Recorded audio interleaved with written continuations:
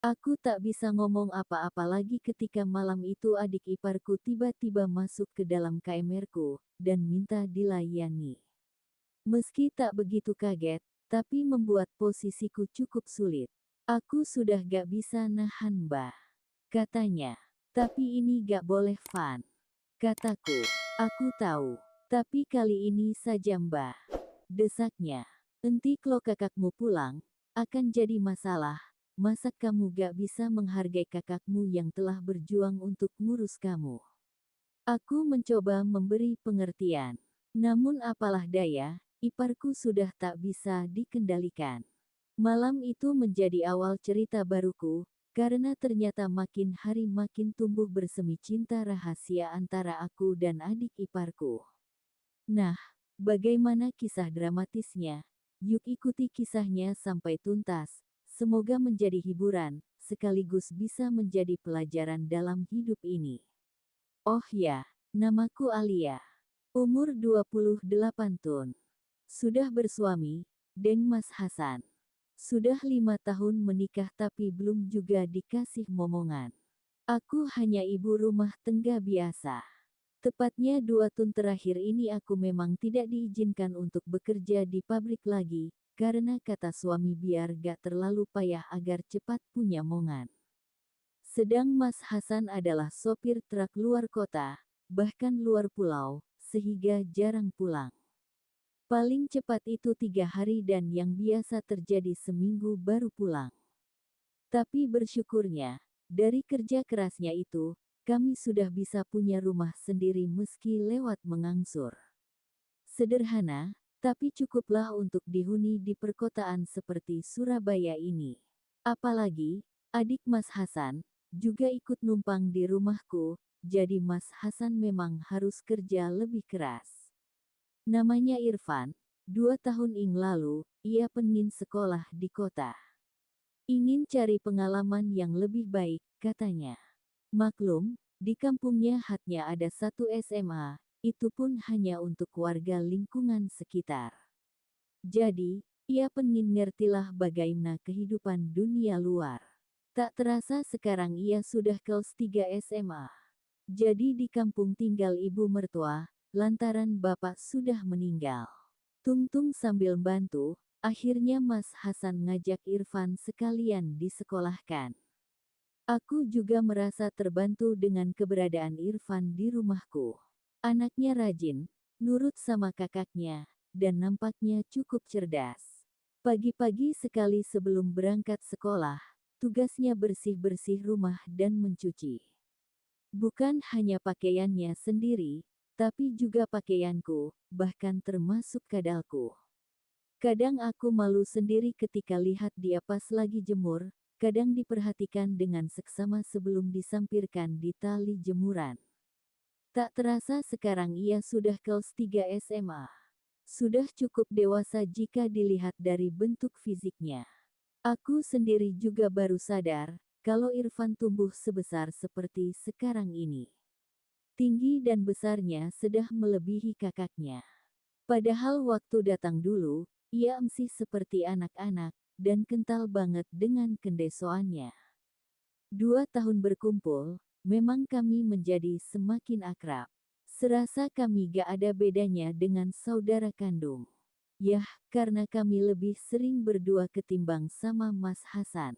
Malam itu, aku iseng menghampiri Irfan yang tengah asyik dengan laptopnya di meja belajar. Sebenarnya aku penasaran, belajar tentang apa sih anak ini kok begitu seriusnya. Dan betapa kagetnya aku, setelah pelan-pelan ku hampiri dari belakang, ternyata ia sama sekali tak belajar, melainkan asyik nonton film.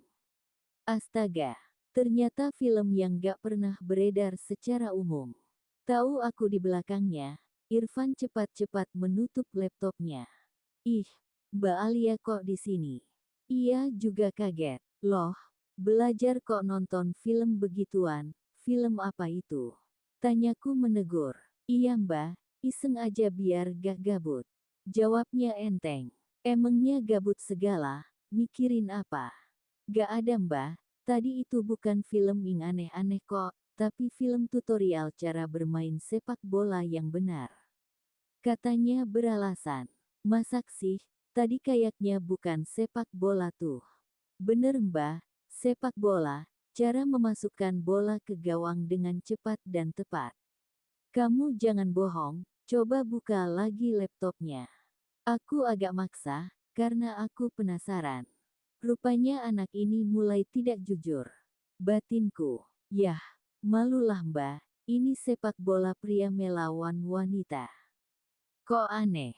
Baru dengar kali ini, mana ada sepak bola yang begituan. Ucapku gak percaya. Makanya, Mbak Alia gak usah lihat, nanti abis nonton malah marah loh. Emangnya ada sepak bola yang bikin marah, kamu jangan yang aneh-aneh napa. Kataku agak marah. Maksudku itu bukan marah mbak, tapi pingin. Setelah aku terus memaksa, Irfan pun membuka laptopnya, dan benar. Itu sepak bola yang paling panas di dunia. Aku kaget dan langsung menutup mata, tapi hanya separoh. Dan separohnya lagi makin jelas melihatnya.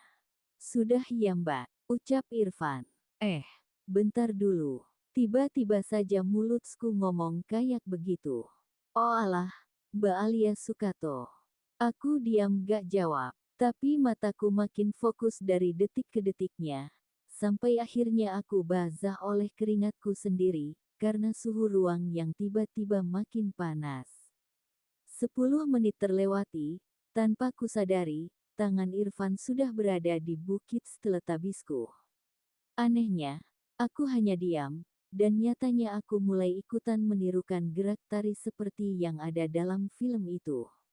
Sudah Van, matikan, aku udah ngantuk. Kataku untuk menutupi rasa keterpengaruhanku yang sangat menggebu. Jangan lagi mutar yang kayak gitu ya deh ya. Kataku sembari melangkah emsuk KMR, dengan perasaan yang sebenarnya sangat gak karuan. Mana Mas Hasan sudah seminggu gak pulang, malah ada yang manas-manasi kayak gini. Tapi, begitu aku mulai merebahkan bedan, tiba-tiba Irfan ikut emsuk dengan muka yang sudah jauh berbeda. Matanya membelalak, nafasnya ngos-ngosan, dan tanpa pramisi langsung naik di atasku. Emang kenapa Van? Nyaku. Aku bener-bener udah gak bisa ngatasi mbak. Ucapnya seperti orang kerasukan. Kamu harus sadar, aku ini istri abangmu. Kataku mengingatkan. Iya mbak, justru karena istri abangku itulah aku berani meminta. Kalau istri tetangga mana boleh mbak. Malah kayak gitu kan jawabnya. Karena ia terus memaksaku, akhirnya aku pasrah saat ia mulai mempraktikkan hasil belajar sepak bolanya. Tapi sekali Syaya, awas enti klotuman. Kataku, iya mbah, sekali sudah cukup kok daripada tidak sama sekali. Jawabnya enteng. Dan begitulah, malam itu aku dibawa turun lembah, naik gunung, setelah itu bagai dibawa angin puting beliung, aku terasa diputar-diputar dulu, dililit-lilit, baru dibawa terbang tinggi banget. Aku tak berkata, kecuali hanya menyebut dua kata, indah dan nikmat. Sampai aku merasa keletihan, kemudian jatuh terkulai, terhempas ke bumi. Van, itu tadi jurus apa? Kok sampai badanku terasa sakit semua? Tanyaku setengah sadar. Oh, itu tadi jurus puting beliung menjebol gawang mbah. Jawabnya bikin bebeirku tersenyum. Emang ada jurus itu? Tanyaku. Ya ada mbah, itu tadi belum seberapa mbah, masih ada yang lebih dahsyat lagi. Kalau begitu aku mau dong di jurus yang lebih dahsyat itu. Lah, tadi katanya sekali, kok malah minta lagi, gak usah mbah, gitu kan jawabnya. Iya Van, maksudnya itu bukan sekali, tapi sekali lagi, tapi pakai yang lebih lama, weh. Aku seperti gak tahu malu, secara terang-terangan kunyatakan keinginanku. Tapi aku takut Mas Hasan pulang, mbah. Mas Hasan masih besok siang kok pulangnya, jadi masih banyak kesempatan. Jawabku. Sejak itulah, kami jadi sering nonton film sepak bola aneh, kemudian mempraktikkan. Karena keseringan, sampai akhirnya aku mulai mual dan muntah, pertanda aku hamil.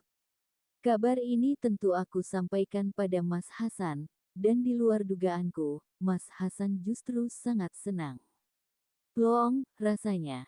Dunia ini menjadi terbuka, lepas gak ada beban, dan yang jelas anak yang kami tunggu-tunggu itu akan segera hadir.